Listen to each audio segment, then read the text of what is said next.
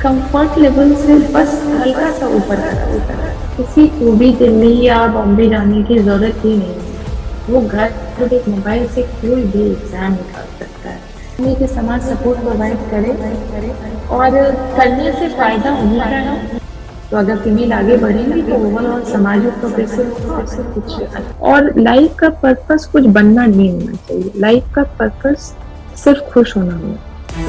आज महिलाएं हर क्षेत्र में अपनी सफलता का परचम लहरा चुकी है और इसी क्रम में आज हमारे बीच मौजूद है भारत सरकार में कार्यरत बतौर असिस्टेंट कमांडेंट श्रीमती मनुश्री जी, जो आज हमारे साथ अपने संघर्ष, चुनौतियों और सफलता की कहानी साझा करेगी, जो और लोगों के लिए प्रेरणा एवं मार्गदर्शन का कार्य करेगी। मुझे बहुत खुशी है कि महिला दिवस के मौके पे हमें आपका इंटरव्यू लेने का मौका मिला।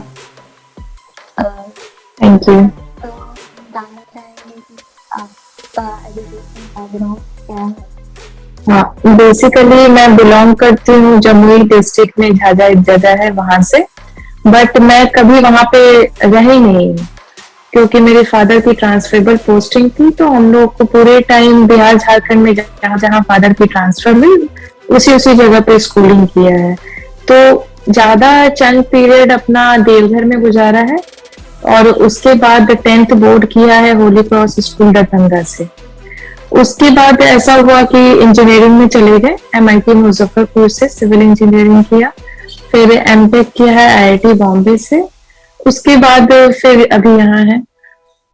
इंजीनियरिंग बैकग्राउंड और फिर यूपीएससी, कैसे आपको यूपीएससी का मोटिवेशन आया, आइडिया आया, क्या मोटिवेट किया आपको यूपीएससी की तरफ जाने के लिए? अभी अभी ऐसा अपने यहाँ माहौल है, जनरली बिहार का ऐसा माहौल है कि यूपीएससी से लोग अट्रैक्टेड तो रहते हैं, और घर का भी माहौल ऐसा था कि फादर यूनिफॉर्म सर्विसेज में थे, तो हमेशा वो माहौल देखा और एक डिसिप्लिन में रहने की आदत हमेशा से थी मुझे। जैसे कि स्कूल का भी जो जनरली लोगों को होता है कि आपको बाहर के कपड़े पसंद आते हैं, आप बहुत कपड़े खरीदते हैं, लेकिन मुझे लगता था इतना डिमांड नहीं लगाना है लाइफ में, एक फिक्स ड्रेस पहले कि आपको पहनने को मिल जाए। तो एक यूनिफॉर्म से था कि यूनिफॉर्म सर्विसेज वाली जॉब करनी है, और एक डिफरेंट टाइप का ऑरा और फीलिंग तो रहती है कि आप देश के लिए सेवा में जा रहे हैं।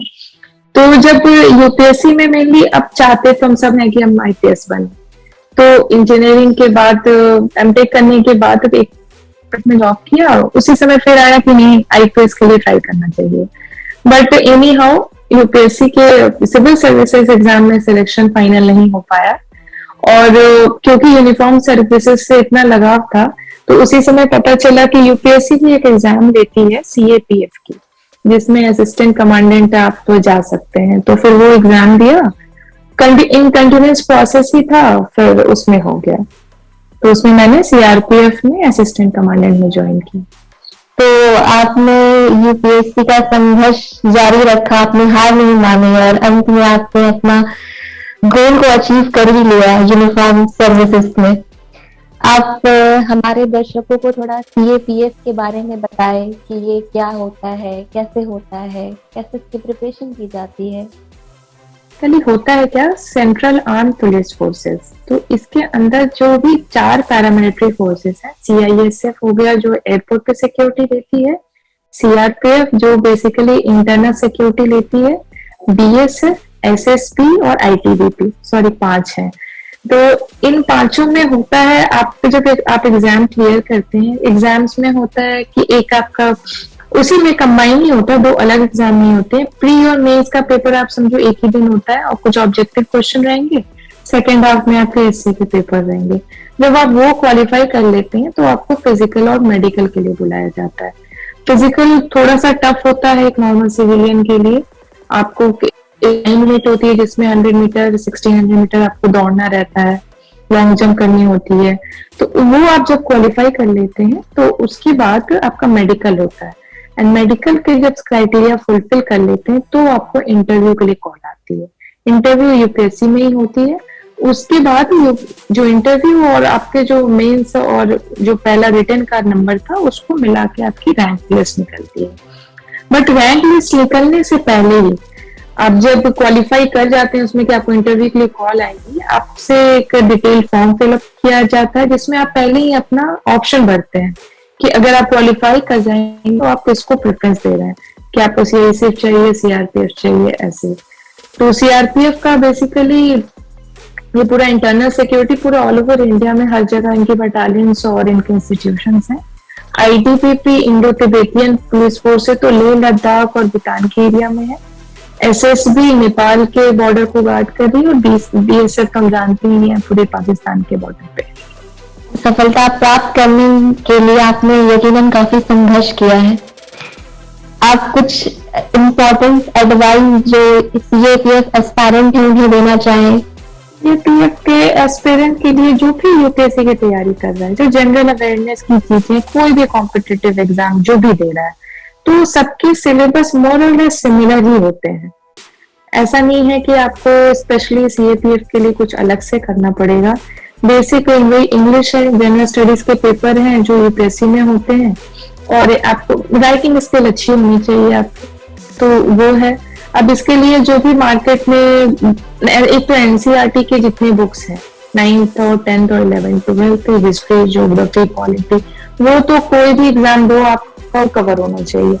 तो वो अपना बेस होता है किसी भी एग्जाम का, उसको आप कवर करो। और उसके बाद मिनी टेस्ट पेपर्स हैं जितने लास्ट ईयर क्वेश्चन पेपर्स, और करंट अफेयर्स के लिए आप द हिंदू या इंडियन एक्सप्रेस न्यूज़पेपर, तो करंट अफेयर से ही रिलेटेड अगर कुछ पहले के भी क्वेश्चंस हैं तो वही क्वेश्चन आते हैं जो करंट अफेयर्स में कहीं ना कहीं न्यूज में है। तो वो आपका माइंड में थोड़ा सा कीननेस होना चाहिए कि आपको खुद ही करना पड़ता है कि कहाँ से आ सकता है, कहाँ से नहीं।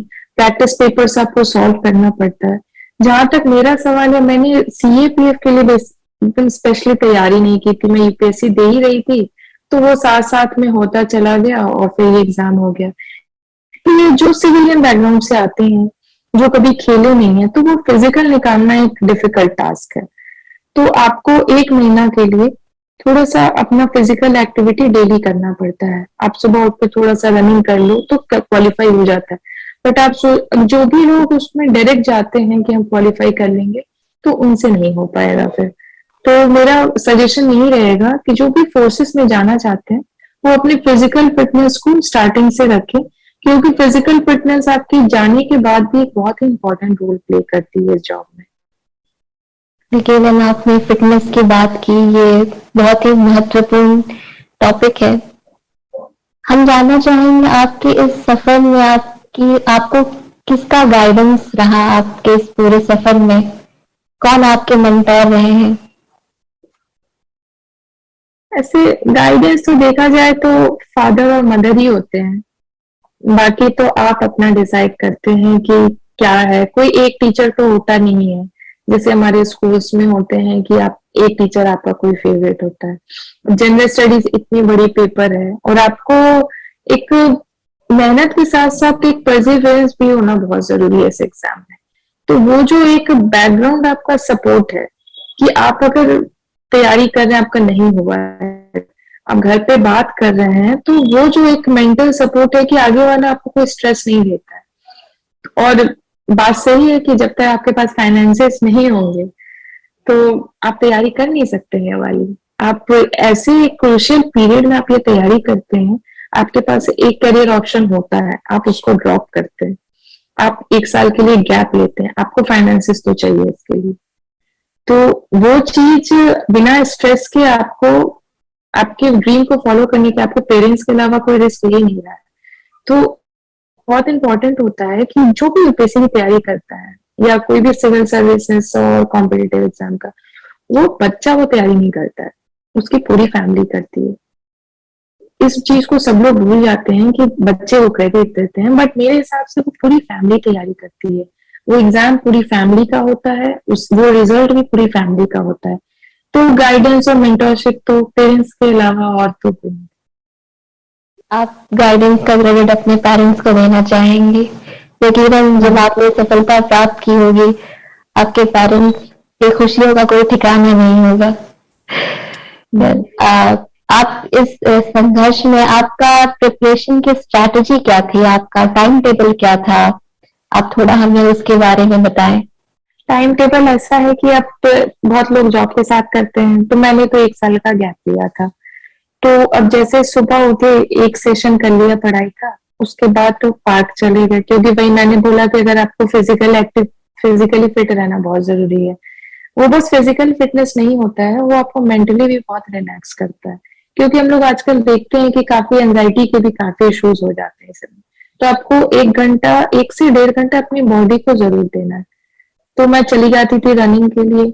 उसके बाद आके फिर पढ़ाई के अपने टाइम टेबल बने हुए थे कि किस दिन पॉलिटी के कौन से चैप्टर लेने हैं, हिस्ट्री का क्या कवर करना है, और कोशिश करती थी कि जो उस दिन का चैप्टर है उसको कंप्लीट करके ही सो। और फिर वीकेंड में मंडे टू फ्राइडे तो पढ़ाई किया, and Saturday Sunday mainly test papers के लिए रखते थे कि आप जितना ज्यादा प्रैक्टिस करोगे तो उससे आपको पता चलता है कि आपके क्या नंबर्स आ रहे हैं, क्योंकि मायने वही रखता है। मैंने एसए के लिए भी टेस्ट सीरीज ज्वाइन किया था कि मैं हर सैटरडे जाके 3 आवर्स में बैठ के एक एसए लिखूं। तो वो एक बहुत ही फायदेमंद चीज रही, क्योंकि एसए में ऐसा नहीं है ना आपको 600 वर्ड्स लिखने हैं। उसके लिए आपको एक तो माइंडसेट चाहिए कि आप बैठ के लिख पा रहे हो। बहुत ही रैंडम आप नहीं लिख सकते ये सब चीजें, कितनी भी आपके दिमाग में चीजें रहे, तो राइटिंग प्रैक्टिस बहुत जरूरी है। तो ऐसे ही रहता था, और रात में मोस्टली मैं अर्ली राइटिंग और अर्ली टू बेड वाली पर्सन हूँ। तो मैं तो 10 बजे सो जाती थी, मैं नहीं कहूंगी कि मैं रात भर जगती थी, और उठती भी मैं 5:30 6 o'clock ही हूँ। और वही रूटीन मेरा आज भी फॉलो है। तो ऐसा नहीं कि मैं बन गई तो ठीक है अब तो मैं आराम करती हूँ। तो आप जो लाइफस्टाइल अपनी पूरी लाइफ बिताना चाहते हैं, क्योंकि ये एग्जाम बस एग्जाम क्लियर करने तक का तो नहीं होता है। मेन आपका स्टार्ट उसके बाद भी होता है। आपको काम करना है, सब कुछ करना है, तो आप एक लाइफस्टाइल ही बना ले वैसे। उस समय पढ़ाई था, अभी काम है। पढ़ाई की तो खैर बहुत आप बातें कर ली, आपने काफी इम्पोर्टेंट चीजें बताई हैं। पढ़ाई के अलावा आपकी और क्या हॉबीज रही है? मुझे खेलना बहुत पसंद है। मैं हमेशा से बैडमिंटन और बास्केटबॉल खेलती रही हूँ। तो मुझे वो कभी भी मौका मिले तो मैं वो खेलना चाहती हूँ। और गाने सुनना पसंद है, क्योंकि ऐसा है कि मैथ्स के स्टूडेंट थी हमेशा से। तो ये नहीं था कि भाई बस पढ़ाई कर रहे हैं। मैं तो 10th में भी जब मैथ्स बनाती थी तो गाने चलते रहते थे। तो वो ऐसा है कि वो कंटिन्यूड है। वो एक माइंड हमेशा ही रिफ्रेश किया मेरा। मतलब पढ़ाई के अलावा और कुछ किताबें पढ़ने का इतना तो शौक नहीं है, बट जो भी फ्री टाइम मिले अगर कोई खेलने के लिए मिल जाए तो वो मेरे लिए बहुत ही, मैं उसकी इच्छुक रहती हूँ और हमेशा चाहती हूँ कि मुझे कोई ग्राउंड मिल जाए बगल में कि मैं जा सकूं खेलने के लिए। बस खेलना ही है, बास्केटबॉल और बैडमिंटन। आज आप ये सर्विस ज्वाइन कर ली है, क्या आप ये हॉबी कंटिन्यू कर पाती हैं अपनी फ्री टाइम में? अब ये ड्यूटी है जॉब की, कि अगर आप चाहते हो ना तो आपको राह मिल जाती है। अब मुझे खेलना पसंद है। अब इस जॉब में ऐसा है कि आप फिजिकल फिटनेस, मतलब आपका ये नहीं, आपकी डिमांड है जॉब का। तो आपको सुबह करना ही एक्सरसाइज, और आपको शाम में एक रिफ्रेश के लिए आपको जगह मिल जाता है। हमारे कैंप्स होते हैं जहाँ पे स्पोर्ट्स फैसिलिटी को बहुत बढ़ावा दिया जाता है। तो आप काम से समय निकाल ही लेते हैं, आपको खेलने के लिए मिल जाता है। तो जो इसमें आना चाहते हैं, थोड़ी सी टफ लाइफ है, बट अगर आप आ रहे हैं तो मेंटली प्रिपेयर होके आए कि वो नॉर्मल सिविलियन लाइफ की तरह नहीं है। तो आप वो दिमाग में लेके आए कि कैंप लाइफ रहेगी। बहुत सारी चीजें जो एक नॉर्मल आदमी एंजॉय कर सकता है, मार्केट जाके घूमना, वो आप नहीं कर पाएंगे। तो ये पहले से एक माइंड में आप मेकअप करके आए तो आपके लिए जॉब भी आसान हो जाता है। आपने आज यूनिफॉर्म पहना हुआ है, काफी इंस्पायरिंग ये लग रहा है। पे मनुश्री लिखा हुआ है आपका। देश के हाँ, लिए यूनिफॉर्म पहनना कैसा आपको एहसास होता है? हमेशा से देखते थे कि लगता था हाँ यूनिफॉर्म है, फादर को भी देखा, बट जब पहली बार खुद पहना था, एक स्टार के साथ प्रोबेशनल पीरियड में पहनाया, तो पता चला कि ये कैसी फीलिंग होती है। आप यूनिफॉर्म पहन के बाहर जाते, मतलब खुद की फीलिंग है, किसी को दिखावा का नहीं। एक अभी पहले लगता था कि यूनिफॉर्म है, लेकिन अभी जब यूनिफॉर्म पहनते हैं तो ये एक रिस्पॉन्सिबिलिटी की तरह लगती है। आपके पूरे बिहेवियर में, आपके सब कुछ में यूनिफॉर्म पहन के चेंज आ जाता है। आप जब पहन रहे हैं तो आप कोशिश करेंगे कि आप कोई भी गलत काम ना करें यूनिफॉर्म पहन के, एक ये माइंडसेट कह सकते हैं, आपसे हो भी नहीं पाएगा कि गलत काम इन द सेंस बनना है, बस ट्रैफिक का आपको रूल्स फॉलो करने की बात कह सकते हो। फॉर एग्जाम्पल कि अगर आप यूनिफॉर्म पहने हुए हैं तो आप मतलब अपने मन से ना कर पाएंगे ये। तो ये एक आपको सेंस ऑफ रिस्पॉन्सिबिलिटी और प्राइड तो है ही कि आप अपने देश के लिए कर रहे हैं ये, तो प्राइड के बारे में तो कुछ कहना ही नहीं है। जैसा कि महिला दिवस का अवसर है, हम चाहेंगे कि आप अपना एग्जाम्पल दे के उन लोगों को बोले कि ये मानसिकता रखते हैं कि ये यूनिफॉर्म सिर्फ पुरुषों के लिए है। आप उनकी मानसिकता के बारे में आप क्या कहना चाहेंगी, क्या मैसेज देना चाहेंगी? यूनिफॉर्म सिर्फ पुरुषों के लिए है, ये पहले हमारी धारणा थी। मैं मतलब ऐसा नहीं है कि उनकी भी धारणा गलत थी। अब आपको तो वो तो अपने हिस्ट्री से देखना पड़ेगा कि पहले जो लड़ाई करने जाते थे वो बहुत ज्यादा फिजिकल स्ट्रेंथ इन्वॉल्व करता था, कि मतलब आपको तलवार उठा के लड़ाई करने जानी है, आपको घोड़े पे बैठ के जाना है, कितने दिन जाना है पता नहीं। और उसके बाद भी जो धीरे धीरे रिफॉर्म हुए फिर भी बहुत सारा कुछ फिजिकली स्ट्रेंथ इन्वॉल्व करता था। आपको अगर राइफल भी चलानी है तो आपको दांत से खींचना है उसके पिस्टल को, फिर जाके आप राइफल चला पाएंगे।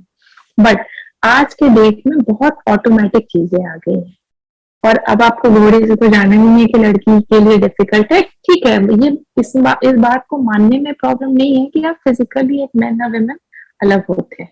बट अगर अभी के करंट सिनारियो में देखा जाए तो ऐसा कोई भी काम फोर्स के अंदर नहीं है, ऐसा कोई भी काम नहीं है जो कि एक लड़की करेगी तो वो कम करेगी।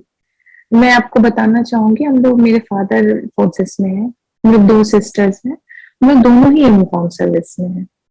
तो ऐसा कहीं भी हमें फेस नहीं हुआ कि कोई भी काम एक मेल कर सकता है।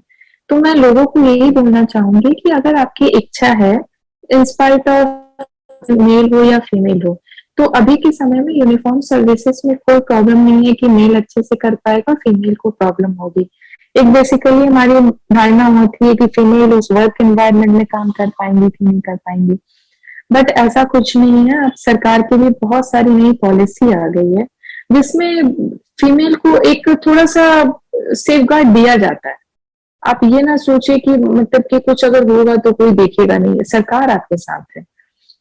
दूसरी एक एक बहुत ही इंपॉर्टेंट चीज फीमेल के लिए ये हो जाती है कि हमारे जो हम जिस टाइम पीरियड में होते हैं वही टाइम पीरियड हमारी हर चीज इम्पोर्टेंट होता है। करियर के लिए भी इम्पोर्टेंट होता है, पर्सनल लाइफ के लिए भी इम्पोर्टेंट होता है। आपको हर चीज उसी टाइम पीरियड में करना है। तो मेरे हिसाब से कोई मेल के अपेक्षा फीमेल का करियर और पर्सनल लाइफ मिला के आगे बढ़ना बहुत ज्यादा डिफिकल्ट है। उसमें अगर आसपास और समाज हल्का सा सपोर्ट प्रोवाइड कर देता है तो वो फीमेल बहुत ही आसानी से कर पाती है।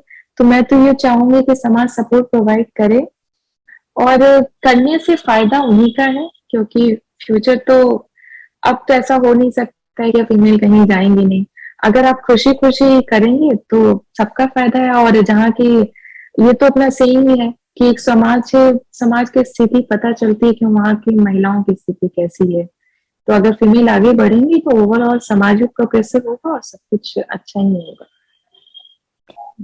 यकीनन आपकी ये वर्दी काफी फीमेल्स को इंस्पायर करती है फोर्स ज्वाइन करने के लिए। क्या कहना चाहेंगे आप उन लड़कियों को जो एक छोटे से शहर में किसी ना किसी परीक्षा के लिए संघर्ष कर रही है सफलता प्राप्त करने के लिए? क्या एडवाइस देना चाहेंगे आप उनको मोटिवेट करने के लिए? मोटिवेट करने के लिए बस मैं ये कहना चाहूंगी कि कंफर्ट लेवल से बस हल्का सा ऊपर का रास्ता है सिर्फ, और बस वो एक लाइन क्रॉस करनी है और चीजें फिर आसान है। बट आप कंफर्ट लेवल में रह के वो नहीं मिल पाता है।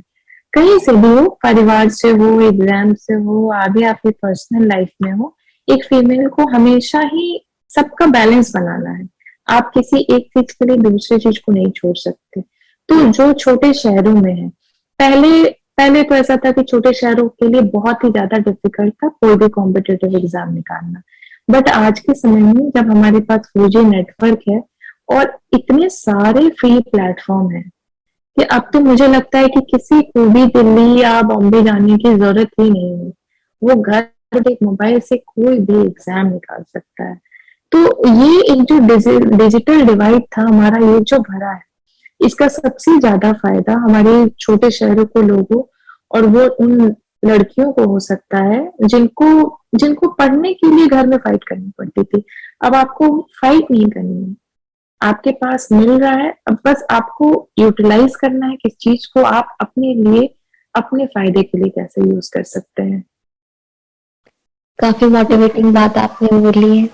इंटरनेट का यूज करें, काफी सारे रिसोर्सेज मिलेंगे।